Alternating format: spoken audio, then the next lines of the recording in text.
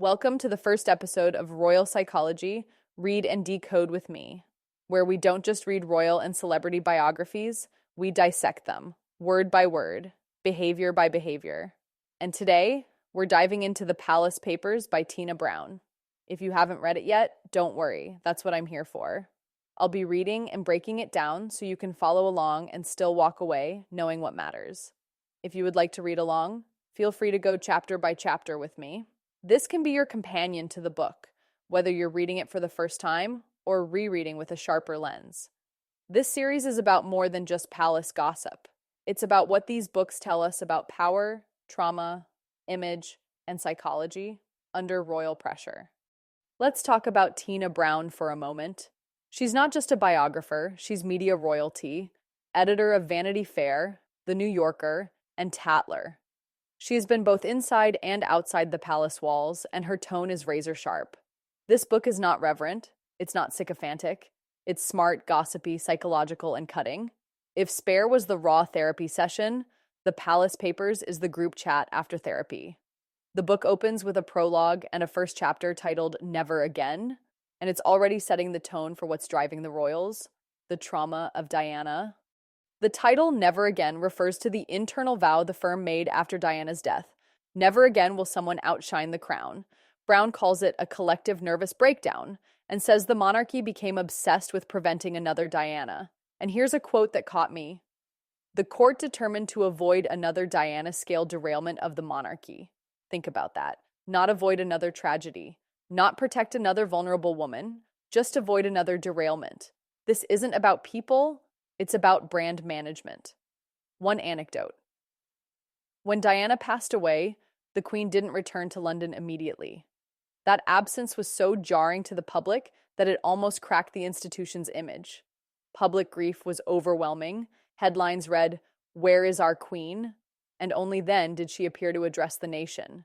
It was a cold move, but one that signaled just how allergic the palace was to emotional transparency. What Tina Brown is describing is something we talk about in psychology, institutional trauma response.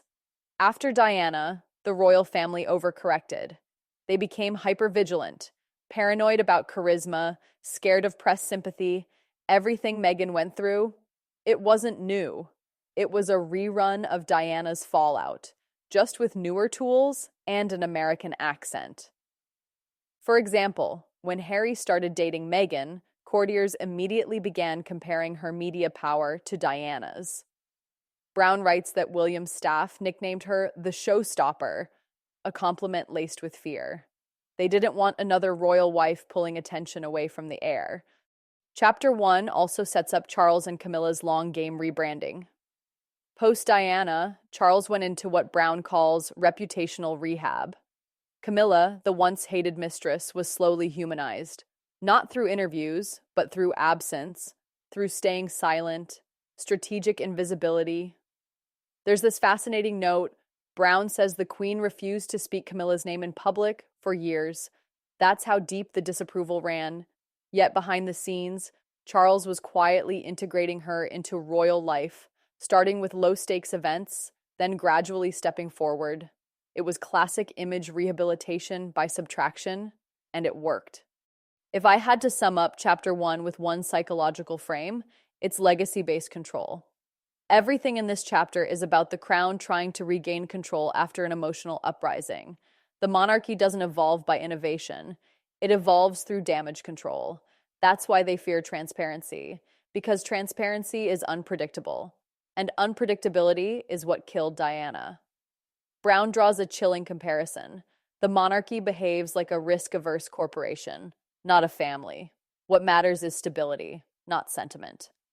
A few standout lines worth quoting. The mystique of royalty, it turned out, was no match for a beautiful woman with a grievance.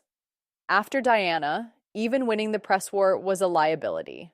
Both of those showed just how deeply image paranoia infected the royal strategy. There's also a mention that Charles feared becoming a king without a country, isolated and irrelevant, while Camilla, who once hid from cameras, became the ultimate slow burn redemption arc. So that's Chapter 1 of The Palace Papers. We're only 30 pages in, and already we've got image paranoia, post-traumatic branding, and the ghost of Diana driving every major decision.